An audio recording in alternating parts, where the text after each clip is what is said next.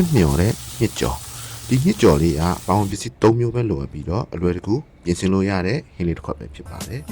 ပထမဆုံးကျွန်တော်တို့စက်သွန်မျိုးခက်ကြက်ကြက်လေးပြရမှာဖြစ်ပါတယ်ပြီးတော့လို့ရှိရင်မြင့်ရဲ့အနံ့လေးပျောက်သွားကျွန်တော်တို့ရေလေးလေးနဲ့တည်မယ်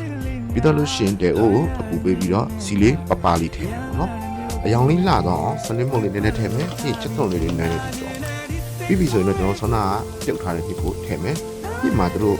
ရင်လာတဲ့ဟိုကအရသာတွေပါပြီးသားမို့လို့အရသာကိုအထုံမုံနဲ့ကျွန်တော်တို့အသားမှုလေးနဲ့ပဲထည့်မယ်ပြီးတော့ပြီဆိုလို့ရှိရင်တော့ကျွန်တော်တို့ပဲပြုတ်လေးတွေထည့်ပြီးတော့ကျွန်တော်တို့ပဲလုပ်ပါဒီညမှာကျွန်တော်တို့ဇုံးနဲ့မှုလို့ရှိရင်ပဲပြုတ်လေးတွေကြည်သွားတတ်တယ်ဒီလိုကပဲပြုတ်လေးတွေအစိလိုက်လေးတွေကြိုက်တယ်ဆိုလို့ရှိရင်တော့ကျွန်တော်တို့စပုံမှုတွေမှုတယ်လို့မျိုးအိုးလီကိုမြောက်ပြီးတော့လီပေါ်မှာတွေမှုရတယ်ပေါ့နော်အဲ့ဒါဆိုရင်တော့ကျွန်တော်တို့ပဲပြုတ်လေးတွေအစိလိုက်လေးတွေရမှာဖြစ်ပါတယ်ခုဆိုလို့ရှိရင်ပြင်ဆင်ရအရန်လွယ်ကူပြီးတော့ကျွန်တော်တို့နိုင်ငံသားမှနေတဲ့သူတွေလည်းအလွယ်ကူချက်ပြုတ်လို့ရတယ်ဒီနေ့တစ်ခါကိုရရှိမှာဖြစ်ပါတယ်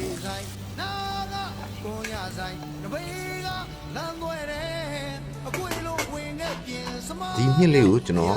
ပင်နီဆူလာကဝယ်လာတာဖြစ်ပြီးတော့ပဲပြုတ်ကလည်းကျွန်တော် ready made ဘူးလေးကိုတုံးလာတာဖြစ်ပါတယ်အားလုံးပဲအဆင်ပြေကြပါစေဗျာ